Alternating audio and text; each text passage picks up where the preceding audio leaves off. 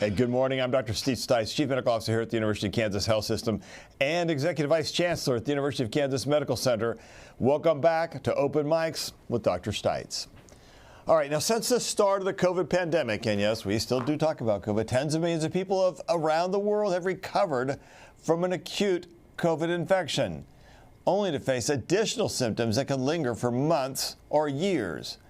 We call that long COVID. That name came about during the middle of the pandemic. It's a simple name, but it's a very complex medical condition that can present differently depending on the patient. Today, we're checking on the status of some long COVID research and hearing a little from someone who is using his own long COVID experience to connect with others. Joining me in the studio today is Dr. Mario Castro. Now, Mario's been on our program before. He is a Vice Chair for Clinical and Translational Research at the University of Kansas Medical Center, the Division Chief of Pulmonary Critical Care Medicine, Sleep Medicine here at the health system, one of my many bosses, a good friend. Dr. Castro, my sir, welcome back. Thank you, Dr. Stites. Always a pleasure. You got a few more titles as well now. Yeah, that's a little troublesome, actually. Yeah, I thought I was retiring, but that didn't happen. All right, also here is Jill Von Fange. I almost said it wrong. I rehearsed this. I rehearsed this. I was trying to turn this into something very cool, and she told me to stop. And so she is the program manager at Turning Point. Turning Point is great. Well, providers like myself focus on medical needs. Turning Point helps patients and their families with emotional, social, and psychological needs through support groups, classes, activities, and more. Thank you for being here. Thank you for having me. We love the work that Turning Point has done. Thank you. You guys are a big part of our program here throughout COVID, and some of your team was here, and that was awesome. All right, Turning Point recently hosted an award-winning cellist who is also living with long COVID. He was on this program once before and played for us just for a moment. Joshua Roman's album, Immunity, was inspired by the severe impacts long COVID has had on his life. Let's hear a little from Joshua. Here's Janine Kiesling.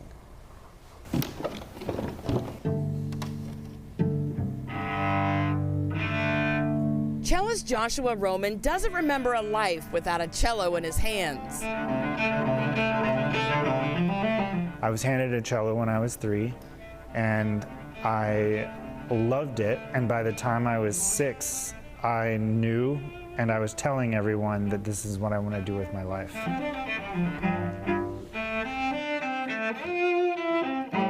By 16, Joshua was off to college, the Cleveland Institute of Music, destined for a bright future in music.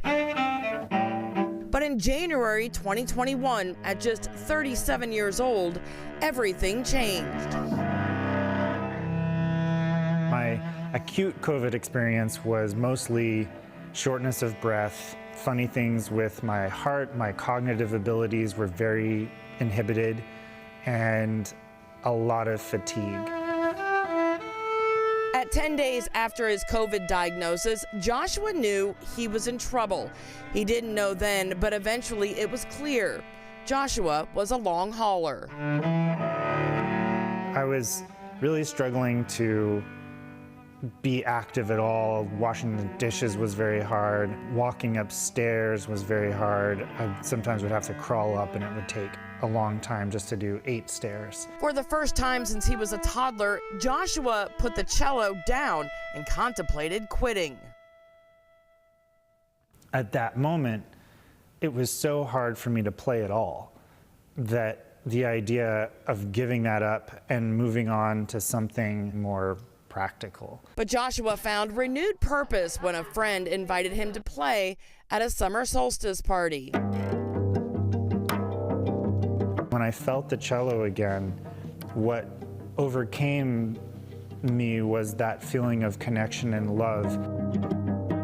When a friend at Princeton invited Joshua to join a concert series aimed at healing through music for those facing health crises, Joshua knew this is what he needed.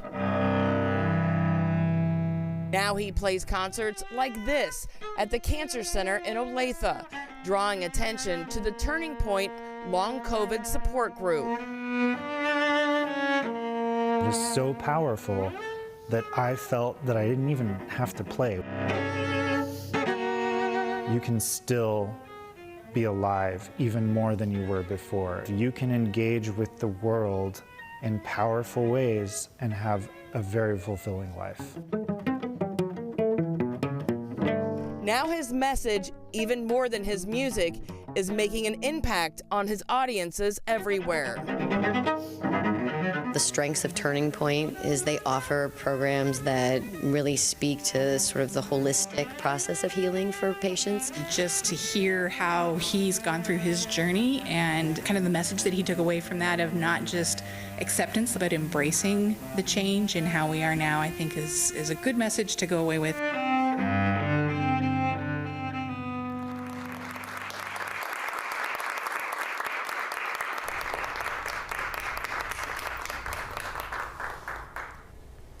Joshua was traveling this morning and couldn't make it for this live stream, but here's him describing some of long COVID's impacts on him when I interviewed him last year on this program. With long COVID came dysautonomia, processing difficulties, so cognitive issues that stopped me from going to grocery stores, driving, even reading sometimes. And now, instead of running the mile in under 6 minutes, I have trouble walking up the stairs in the subway in New York City, and often have to pause. So it has dramatically changed my ability to consider myself an independent person. And ultimately, I think there's a good lesson in there, which is we all need help, and embracing our vulnerability is important as human beings, helps us connect. But it has stopped me from doing a lot of the things that I used to consider very much a part of my identity. Hey, Dr. Castro, do you think it's possible that I could blame my cognitive abilities, my wife's faults, on long COVID? You think that would work? And no, they may have pre-existed. I was going to say, did you run the mile under 6 minutes? Oh gosh, yes. Yeah, when no. Joshua also explained that his long COVID symptoms seemed to change every time he got a new active COVID infection. He almost gave up the cello, but says he can still perform as long as he paces himself in the hours leading up to the show. Jill, thank you for helping bring Joshua here to the health system for that performance. That was awesome. Mm-hmm. From your perspective, how do events like that help people that live with chronic conditions, whether it's long COVID or something different? Okay, thank you. So it helps people not feel alone. They feel like a shared experience, helps them create a space for sharing struggles, setbacks, but also victories. And so not only are people sharing, what's gone well, but maybe what hasn't gone well, but they don't feel alone. And so often when we talk to people that have a chronic illness, when they meet someone that has something similar or the same, they're like, oh, I'm not the only one.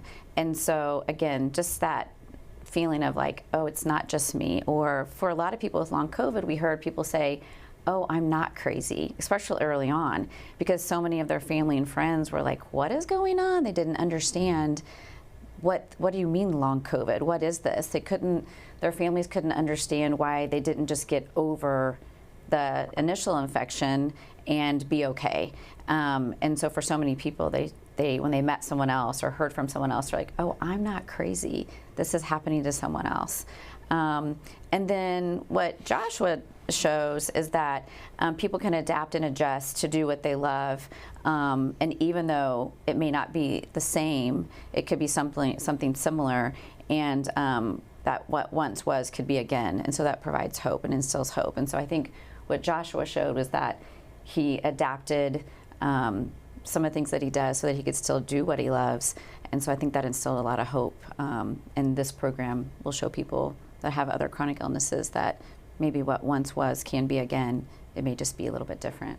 So, you know, hope is one of the most powerful of all therapies in medicine, and I've practiced in the area of cystic fibrosis and end-stage lung disease for many years, and it's where you find hope, and sometimes hope isn't having a comfortable death, but where you find hope is incredibly important to a patient. I'm not sure we ever talk about it enough, and I so appreciate that you've mentioned it.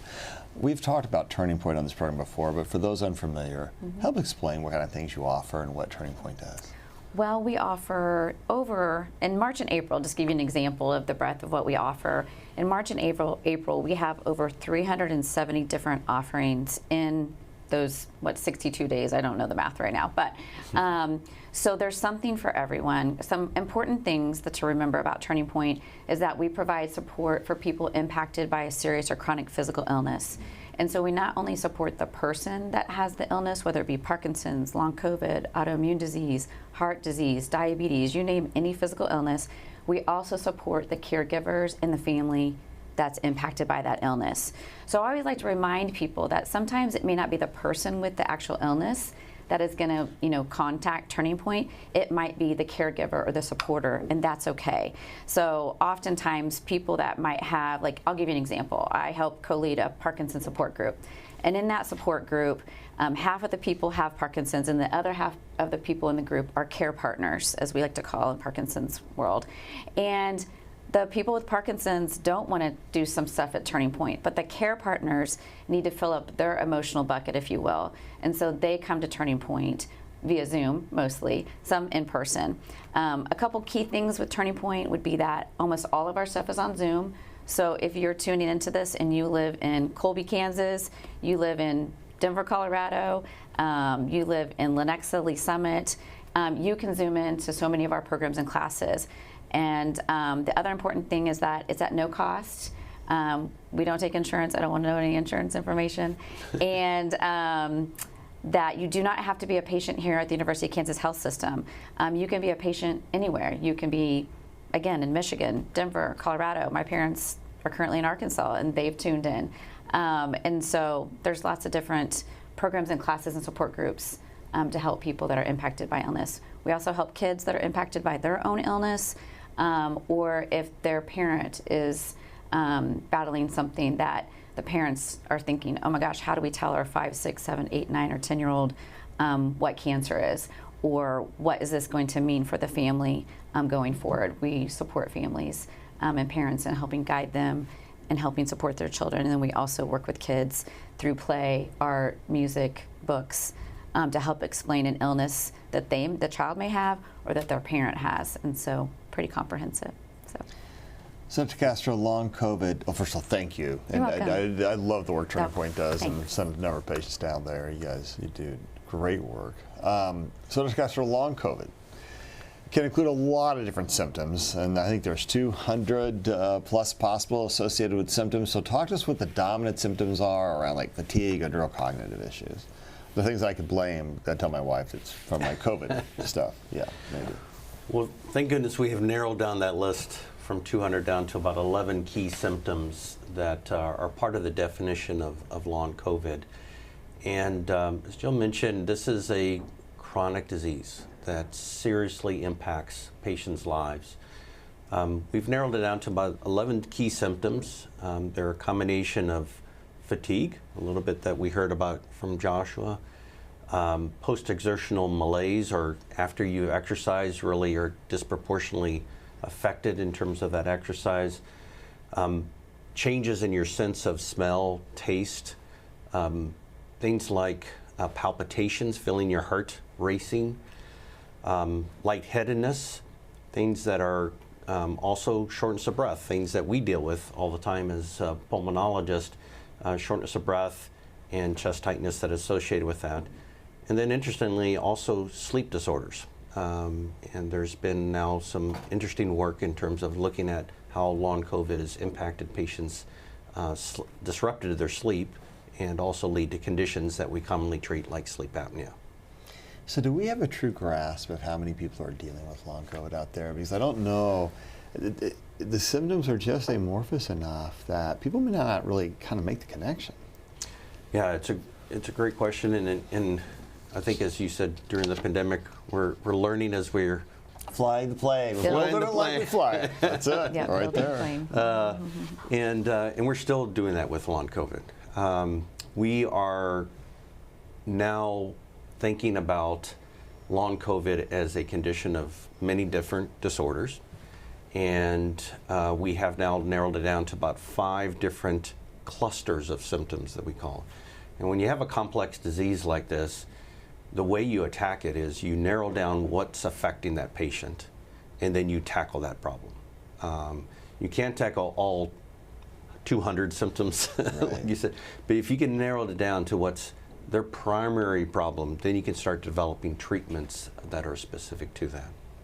So you are, so we talked a little bit about the theories that cause long COVID. Let's talk about your involvement in the KUMC Recover Research Trial. Now, you've been working on a series of long COVID treatment trials that we've talked about here on the program before, but we are limited on what we can say about research that's still underway. But can you tell us about these different treatment trials and how the new theories of what causes long COVID in these trials are linked together? Yeah, and you know, what's amazing about COVID is that, you know, we were dealing with this pandemic not so long ago, and now we're coming up with treatments for a chronic condition related to that pandemic. And I think it's just lightning speed. Having been in development of a lot of different medications, you know, we know the pipeline often is 10 to 15 years to develop something like that. And so to be here 4 to 5 years and launched already some trials in long COVID is really groundbreaking. And so we've launched 5 trials here. The first one, Recover Vital, was really trying to tackle this problem about the virus persisting. And we've learned that the virus can persist in your body in different pockets that may not be easily detectable. There has now been developed a test where we can look at viral particles, and Dr. Hawkinson can talk about, you know, how we've done that in other viral diseases, and that's really helped us advance the field because you can measure what that burden is. We have also, and we've completed enrollment for that Recover Vital trial. We're now waiting for the results of that trial, and we're hoping now with this infrastructure that new treatments can be launched quicker because we now have the infrastructure, we have patients that are interested in participating. We also had Recover Neuro. Recover Neuro was really focusing on those symptoms that Joshua was talking about, that brain fog. It's a great name because I think it so aptly describes what happens with patients with long COVID. We also have a new trial that we've partnered with Dr. Jakasic here at the health system to launch, which is called Recover Energize. And I'm really excited about this trial because often what I hear from my long COVID patients is, I can't do what I was doing before. I can't do the 6-minute mile. Some very high-performing individuals now are really decimated in terms of their ability to exercise. And Recover Energize is taking 2 different ways of looking at how do you train somebody, how do you work with somebody. It's not the usual go to the gym and work out for 30 minutes. It's a different mechanism of how you train somebody to recover from that, and so I'm excited about that. We also have Recover Sleep. Recover Sleep is using different treatments for helping patients with persistent sleepiness throughout the day, this fatigue and so on, and looking at different medications as well as different treatments for their sleep apnea. And we're excited about that. And then the last one is Recover Autonomic, which I think Joshua also mentioned, dysautonomia, fancy medical term. That term just really means that for some reason this virus, very unusual, attacked the nervous system that controls the heart, the brain, and how those things work together. So when I wake up in the morning and get out of bed, there's a reason why I don't faint. But patients with dysautonomia, actually that happens to them. They get lightheaded. It's hard for them to even get out of bed. And so we're now studying some treatments that may allow them to resume a more normal life. So it's exciting, really, therapy that I'm really just glad that we're here at the forefront to offer that for our patients. You mentioned there's some emails up here that Recover Sleep, Energize, and Autonomic have. Talk to us about what those emails are for. Yeah, so these are emails to contact the lead study coordinators for these studies. As we mentioned, Recover Vital, Recover Neuro has completed their enrollment, but we're kind of staying tuned because we're available for new treatments. So reach out to those emails if you are have some interest in pursuing that long COVID trial. We would love to screen you over the phone, kind of see if this is something that would be good for you, and let you make a decision. One thing I always say is the only way, Steve, that we can get in front of these diseases is by doing the research. 100%. And if we don't do that research, the diseases stay way out in front of us, and that's not what we want to see. So, Mara, here's one question that, as I look at this, and I think about some of the other viruses that are out there, it feels like some of these other viruses can kind of do some of these same things. You think about some of these really bad ones, like an adenovirus, metapneumovirus, blah, blah, blah. People get sort of that long post-viral thing or that chronic fatigue. Is there a correlation here? Yeah, in fact, I think a lot of our science about long COVID is advancing because we've studied other diseases like Epstein-Barr virus, EBV, HTLV. These viruses have this predilection to stick around in the system for years. And what we've learned is that some of those can cause things like chronic fatigue syndrome, but also others can cause malignancies. Lymphoproliferative disorders are, a type of cancer. And so we know that these viruses are important to study because that's the only way that we can get effective treatments to try to prevent these diseases. But without the actual science, you won't find the answer. Exactly. People can say, well, we'll try this, try that, and they throw stuff out there like it's snake oil. It's like this 1800s again. But the reality is, with science, we find answers, and otherwise, all you do is you just flounder. And I don't want to be a flounder. So how do people find you about things like this? Yeah, so Turning Point, I think we're going to pull that up, but our website is turningpointkc.org. We are part of the University of Kansas Health System, so if you go into probably like the health system website and maybe do the search Turning Point, you hopefully should be able to find us. Other support that's outside of Turning Point would be that there is a virtual support group out of the Seattle area for people with long COVID. So if you're looking for a specific support group, emotional support group for long COVID, there is one out of Seattle, and you can contact us and I can help guide you to that. There are some private Facebook groups that people have found helpful if they have long COVID, because sometimes in the middle of the night at 2 a.m., that's when you're waking up and you need support, and you can go to those pages and you can find it, through people's, statements or comments or posting your own. There's a chronic disease management curriculum that's offered sometimes through Turning Point, sometimes here through the Landon Center. And that's a great curriculum and support for people impacted by a chronic illness such as long COVID. And then individual therapy. I think we should always encourage people that, if they're looking for support that needs to be a little bit more intense in nature, I think an individual therapy is always a good practice. Yeah. And again, they can reach out to Turning Point, and myself and Lizzie Ryder, other social worker at Turning Point, can help guide people to something that may not be at Turning Point, but that may be out in the community here or where they live. That is so important, and I just really do love the work that y'all do. Thank you. We are here to answer your questions. Send them using the links on your screen, YouTube, Facebook, or email the Medical News Network. Let's check in with Doc Hawk. All right. 3 things. It says 2 on my screen, but we're going to go with 3 because I want you to talk a little bit about long COVID as well, and some of the things you've been seeing in your world. Yeah. But first of all, flu season is winding down. Those measles cases are concerning. All right, so first, flu season, looking better. Yeah, the easy thing about flu season, just as like you said, it is winding down. We have excellent data from the United States in general, but also specifically here at our hospital. We have had a significant decrease the last 4 weeks of admissions for influenza.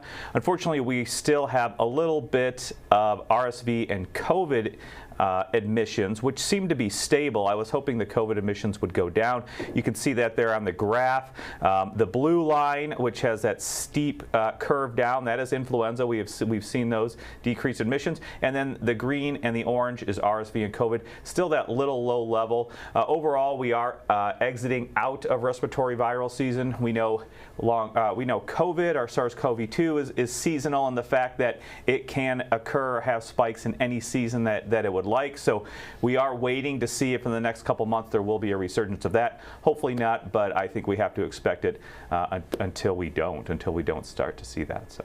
Yeah, I hope you're right. Let's watch that path continue to drop, because I do like the descending curve. Yes. Okay, now on to measles. Yeah. We know there was one confirmed case in southwestern Kansas. We don't have a lot of details about that. Larger outbreaks, Texas, New Mexico, almost entirely in unvaccinated people. We've been getting questions from folks wondering if they need to go out and get a measles vaccine. Yeah. Well, we do have a little bit of an infographic and talking about who needs to get it. Really, if you're born before 1957, you are considered immune. Because you had it. What's that? Because you likely had it. Because you likely had it. It was spread throughout the communities to a great extent, along with other vaccine preventable diseases as well. So you are immune at that point. There is a little bit of gray area just because the vaccine was a little bit different if you were vaccinated before 1968. It is hard to know and understand. Best to talk with your doctor about it. But you are otherwise considered immune if you have a documented 2 doses of MMR vaccine. And then if you don't, do you have any evidence of 1 dose of vaccine? You need to speak with your medical provider. Certainly there is the ability to test for antibodies to that, but sometimes there can be false negatives. Certainly it is always okay if you are unsure to get the vaccine dose now. It has a great track record of being very safe and very effective. We should understand, though, that there is a cost to that, and what I mean by that is a cost about vaccine shortage. Currently we are doing okay here. However, I think down in West Texas in that area they may have seen some shortage just because the demand is so high. So just be aware of that. So if you've been vaccinated since 1968, you should be in pretty good shape? Yes, if you've had 2 doses, you would be considered immune at this point in time. Yep. What happens if you had an MMR and you've had measles when you were born in 1960 and you may have had measles? That's what my mom told me. Yeah, if you had measles, then you would be considered immune. You'd have that natural infection immunity, which is not better because we know and understand the consequences that could occur if you actually get the disease. Remember, about 1 in 5 people are hospitalized. 1 in 20 will get pneumonia. 1 to 3 can get the encephalitis or the brain infection. And then about 1 in 1,000 die. Unfortunately, with our current outbreak in Texas and New Mexico, we've already seen 2 people perish. We've also seen a hospitalization rate of about 12%.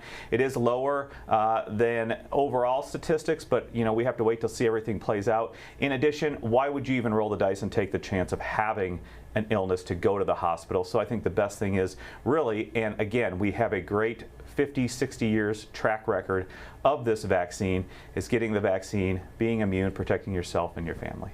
Yeah, I just want to say it's been a really long time that vaccine's been around, and just like all vaccines, it is incredible. Yeah. The vaccines we use today, they're all incredibly safe. Absolutely. And I think we have to acknowledge the science that's been around this for a long time, and the proof of what happens when you don't take measles or you don't get the vaccination.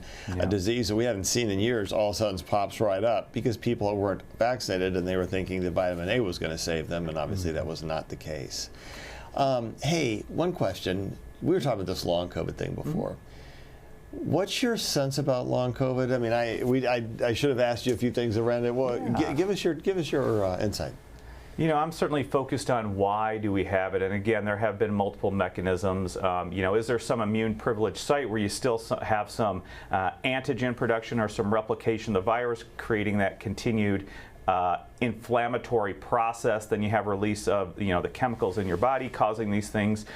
Is it due to also other maybe micro blood clots causing symptoms, again because of continued antigen in your body, continued inflammation in your body? So I think really I'm focused on why is this happening, what can we do to alleviate that, and then also what can we do to find specific therapies for whatever specific problems patients may have.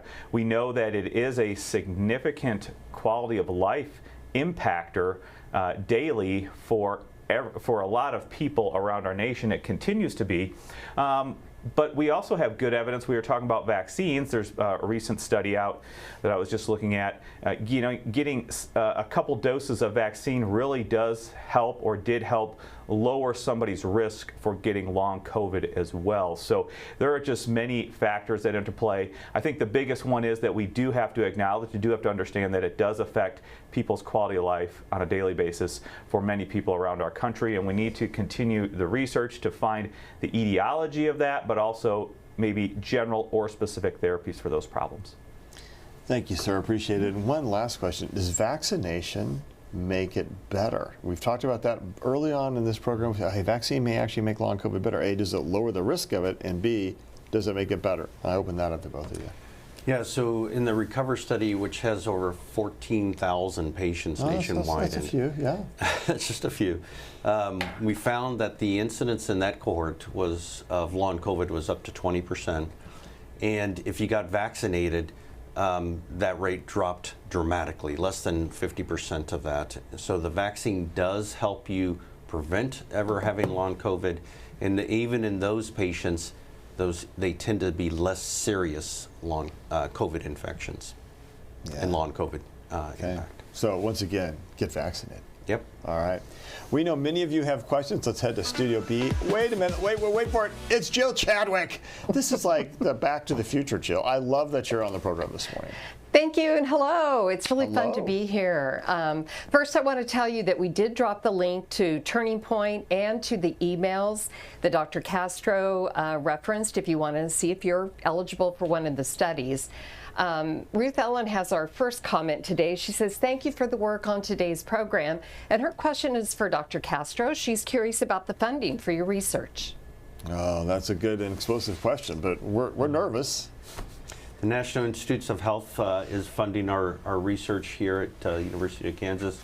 And it is something that Congress appropriated money for specifically to help us address this pandemic and the health consequences of long COVID. All right. But we need continued funding. That's the. What we could say very simply to our audience, Jill, is that no funding, no science, no cures. I mean, it's very simple. These things don't come out of the blue. They come because of years of work by dedicated people. And it's not like the people who work in research and universities are out there getting rich. This is not a get-rich-quick scheme for anyone. Does there need to be some reform in the NIH? Sure.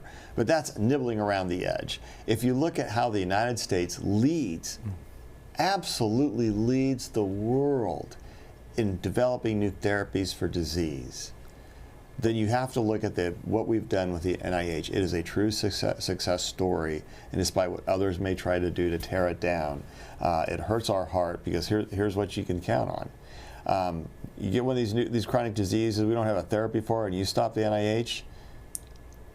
You know, we talk about the intersection of faith, hope, and science. Man, you just gutted the hope side of that because you can't have science. Without science, there's not a cure. So bottom line, go ahead and sign up if you're interested right now because we're still good to go. That's correct. We're looking for new cures here for it. So please volunteer if you have the time and availability. Yeah, well, pressing forward. So Jason Cohen, he emailed us and he has two questions. The first one has to do with he sees a lot of people, public figures out, and they're in big crowds, and he never hears about them getting COVID. So he's curious. I know you don't have a crystal ball, but could it be because he's been vaccinated or because of herd immunity? Who was out in the?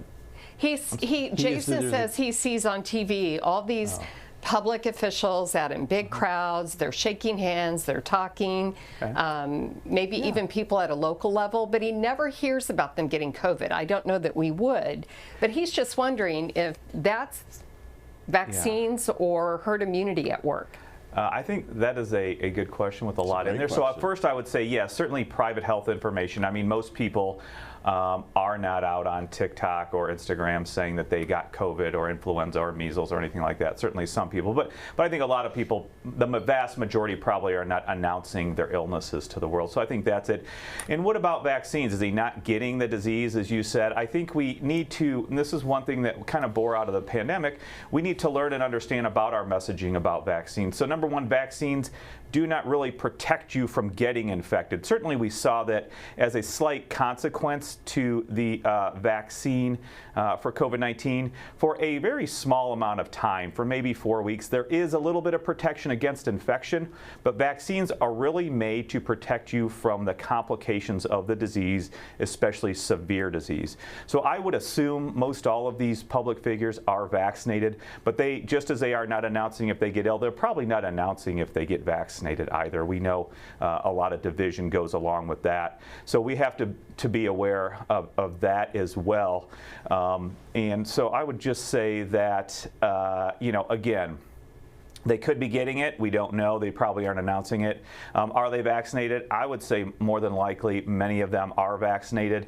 And again, the vaccine is not to protect against infection. The vaccines are to protect against the consequences of the disease, especially those severe consequences. And I'll let Dr. Stites and Dr. Castro answer anything else. Yeah, I'm right there with you. I would say that I've heard some patients say, oh, I had COVID, I should be protected, right? Yeah. And so I do think there's an important message that if you had COVID, that's great, because we do know that natural infection does boost your immunity. But if you get vaccinated on top of that, then you get really protected. We know that combination of the vaccine with natural infection is even more protective. As Dr. Hawkeye mentioned, it's decreasing that risk of the serious episodes that land you in the hospital. And the good news is that all things are true here in terms of either vaccine or having COVID yourself will help you protect you. And the other thing I just say is our disease prevalence is relatively low right now, and so you're less likely to get it. But the disease prevalence was very high of influenza, and I think you can see that still was very prevalent even a few weeks ago. It's beginning to slow down now, fortunately. Yeah, and I would say, is there a way to protect from infection? Absolutely. You hear Dr. Stites talk about it all the time. If you can frequently do adequate hand hygiene, soap and water, alcohol-based hand sanitizers, avoid putting your hands in your eyes, your nose, your mouth. That is going to be the best thing to help protect you getting infected from a lot of these respiratory viruses, not necessarily measles, as that is really purely airborne, essentially. So I think that is important to understand as well. But that would probably be the only thing protecting against infection. So. What about masking? Masking can help. Masking has shown for a lot of diseases to help even those who are wearing a mask, if they are in a presence of people who aren't. That can also help reduce your chance of infection as well. You mean those rules of infection prevention and control keep you safe wherever you go. Absolutely. We may have said that 1 or 1,000,000 times, Jill. This is true. I will tell you, I recently flew, and I always get sick whenever I get on an airplane. I get somebody's cold or whatever. I decided to wear a mask because I recently had a grandbaby, and I didn't want to make my little newborn grandson sick. So I wore a mask, and I didn't get sick this time. So shocker. I'm just saying. Shocker. It works. Science works. Who knew? Yeah, and I sat next to some other people who were wearing masks, so we all agreed. So, there you go. Jason's second question is one that I've always had too. Let's say that you're asymptomatic and you get COVID, or you have mild symptoms. Does that ever result in long COVID? Yeah, unfortunately, we have had cases of long COVID that never had the symptomatic illness from COVID, but had evidence of viral particles when we analyzed the blood, and had evidence that they built immunity to the infection. So they were exposed, asymptomatic illness, but yet developed long COVID. Cindy wants to know, do different variants of COVID carry different risks of long COVID? So now we're talking about, we know we've had a lot of mutations. Is there any evidence to know that some were more predestined to result in long COVID? Yeah, so we've been studying what's evolved over the last 5 years in terms of the various variants, and it's thankfully the risk of long COVID has gone down with the more recent variants. It's nowhere near the levels that we saw initially with the pandemic. Okay, and a question from Jean for Dr. Hawkinson. What do you do if you don't think you've had the measles, you don't think you've been vaccinated, and you were born before 1957? Should he go get a shot? Again, per CDC recommendations, if you were born before 1957, you really are considered immune. Certainly you can talk with your doctor. If you would like, you can get a measles serology looking at antibody levels. Sometimes there can be false negatives on those tests. I think the best thing is to talk to your physician. And certainly if that decision comes that you should get a dose of MMR, again, it is going to be extremely safe and extremely effective. But I think in this case, the CDC recommendation is that if you were born before 1957, you really are considered immune. So I would start at that point, yeah.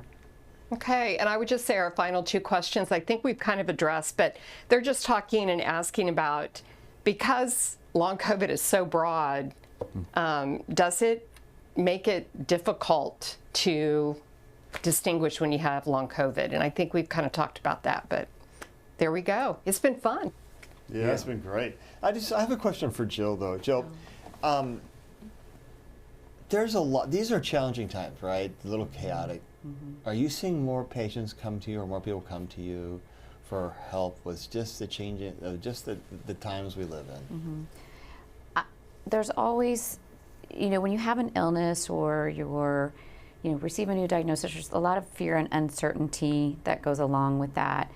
But then I would say with the recent climate and changes, possible changes in people's lives impacted on a larger scale, yes, that just adds to it just adds an additional fear and uncertainty that people are already experiencing, and so it just really magnifies a lot of what people are going through. So yes, for sure, we're here for people in these times and for the next while. So yes, we are seeing more people coming in concerned about their family, their jobs, their insurance, research, obviously, and the impact that it could have on their health care. And so yes, fear and uncertainty just gets magnified. Hope is important. Uncertainty makes it harder. Final questions, our final thoughts here as we end this program today. I'm going to start, actually, Jill, I'm going to start with you. Oh, final thoughts. Oh, goodness. Well, I'm so thankful to have you all look at long COVID again. I know that the people that we've reached out to that have long COVID, they don't want to be forgotten. And so having this program and highlighting the research and the support is very important to anyone impacted by long COVID or any chronic and serious illness. So thank you. Thank you, and thanks for the great work the Turning Point does. Dr. Castro, final thoughts. Well, I think now more than ever, we need people to volunteer for these studies, because that's the way we get in front of it. So those emails, if we can show those one last time, those are the contact points to help us get on top of this. And if you have some time, participate, because that's the way you're going to be able to contribute. Thank you. Doc Hawk.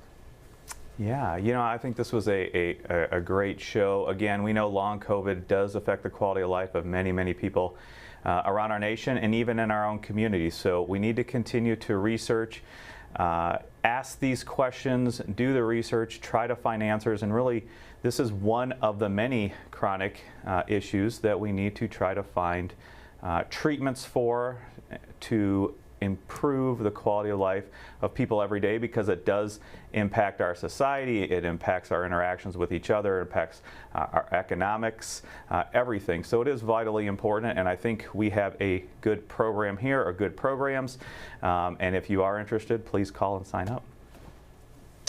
We talked about sometimes the times we live in can be challenging, and some days just there to like, dude, Scotty, beam me up, come on, man, where are you? But we don't have that choice, and instead what we have to deal with is the world we have, the world we're living in, and we really have to have a statement of fact, because facts usually are best derived from people who have knowledge, and the knowledge comes from experience and the fact that we've spent time studying a world and studying a topic, and we don't just have to be casually passing by and acting as if we're a font of wisdom. That's really not how it works, right? I mean, I'd like to say I make $100 million a year, and I go to the bank, and they're going to ask me for the facts, and so that isn't really how it works. You know, when I started in medicine, as 1986 was my first day of residency, if you had a heart attack, we gave you morphine, maybe a little nitroglycerin, and we let you have a heart attack. We had nothing else to do. And today, you may get out the next day because we put a stent in your heart, we got you back going, and you're going to live a long darn time. You know what that is? That's science. In my area of care, cystic fibrosis, when I started in medicine, the survival was 16 or 17 years. It was unusual to have an adult. And today, people born with CF may well have a normal life expectancy. That's science. When I started, if you had acute leukemia, it's like, yeah, don't buy a long playing record, right? You just don't. You're not going to live very long. And today, you live with. Diabetes has totally changed. Just think of all the diseases. It has so completely changed. And if we let the people who knew nothing about science work on that, where would we have gone? Where would we be today? But instead, we have science. And science helps us find things that can help us answer questions about why we may have to bear too much pain, emotional toil, or an early death. Places like Turning Point help that hope. Places like science help us live a lifetime that we otherwise would have lost. Faith is what we have to have in each other to help us get there. But you can't do it without all three, and you can't do it if you don't tell the truth. So remember, faith, hope, and science is the full answer to Beam Me Up, Scotty. All right, thanks again to everybody on our program. We'll see you next week. He was asked to give some final words at a city council meeting, and they almost really were his final words. I'm Alexis Del Cid. On the next All Things Heart, the Wichita State professor who wound up being the first of his kind here at the health system when it comes to heart transplants. Thursday at 8 a.m. Subscribe to our morning medical update and Open Mics with Dr. Stites podcast. Now everywhere podcasts are available.